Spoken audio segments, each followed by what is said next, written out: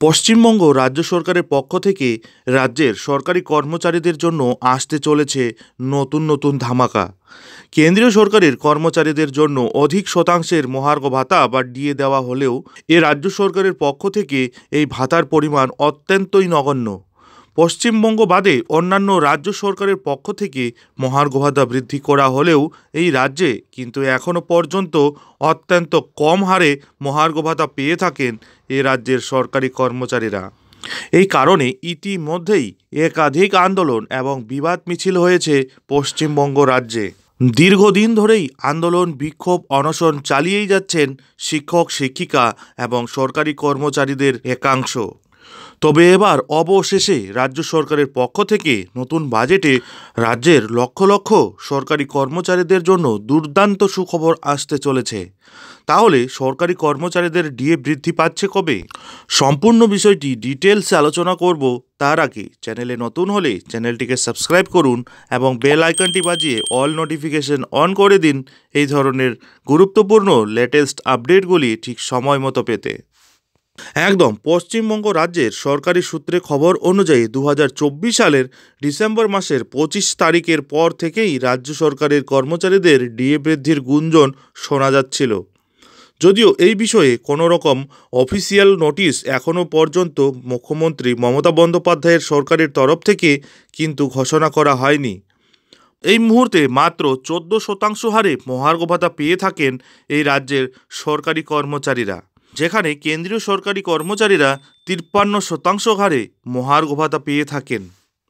অর্থাৎ এই মুহূর্তে কেন্দ্র এবং রাজ্য সরকারি কর্মচারীদের ডিএর ফারাক দাঁড়িয়েছে 39%।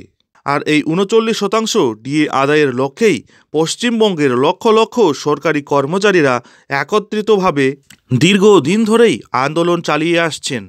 2 বছরেরও বেশি সময় ধরে শহীদ মিনার চত্বরে সংগ্রামী যৌথ মঞ্চের ব্যানারে 2 বছর ধরে রোদ, ঝড়, বৃষ্টিকে উপেক্ষা করে মাটি কামড়ে পড়ে রয়েছেন সরকারি কর্মচারীরা। তাদের একটাই দাবি, কেন্দ্রীয় হারে তাদেরও মহার্ঘ ভাতা প্রদান করতে হবে।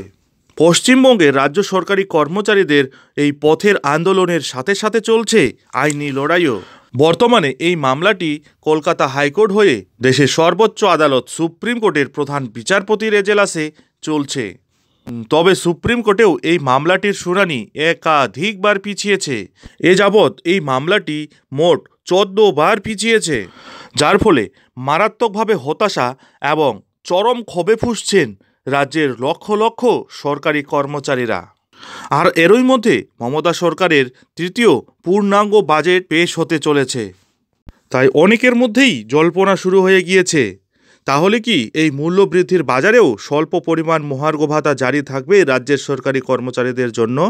সরকার কি এবারও কর্মচারীদের দিকটা খতিয়ে দেখবে না?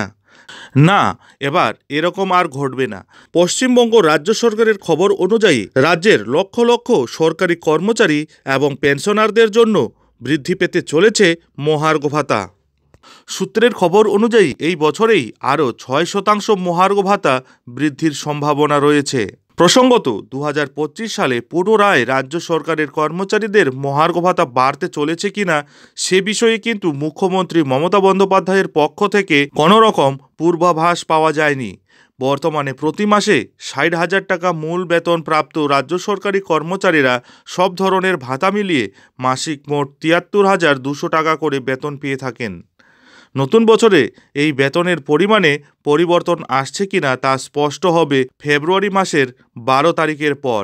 2025 সালের ফেব্রুয়ারি মাসের 12 তারিখ অর্থাৎ আগামীকাল ঘোষণা হতে চলেছে পশ্চিমবঙ্গ রাজ্যের পরবর্তী অর্থবর্ষের বাজেট। রাজ্য সরকারের নতুন বাজেট পেশের সময়েই রাজ্য সরকারের কর্মচারীদের মহার্ঘ ভাতা বৃদ্ধির বিষয়টি পরিষ্কার হয়ে যাবে। বর্তমানে মহার্ঘ ভাতা বৃদ্ধির সম্ভাবনায় অত্যন্ত খুশি এ রাজ্যের লক্ষ লক্ষ সরকারি কর্মচারী থেকে নিয়ে পেনশনাররাও। এই বিষয়ে পরবর্তী সময়ে কোন ঘোষণা করা হয় তার জন্যই অধীর আগ্রহে অপেক্ষা করছেন রাজ্যের লক্ষ লক্ষ শিক্ষক, শিক্ষিকা এবং সমস্ত সরকারি কর্মচারীরা।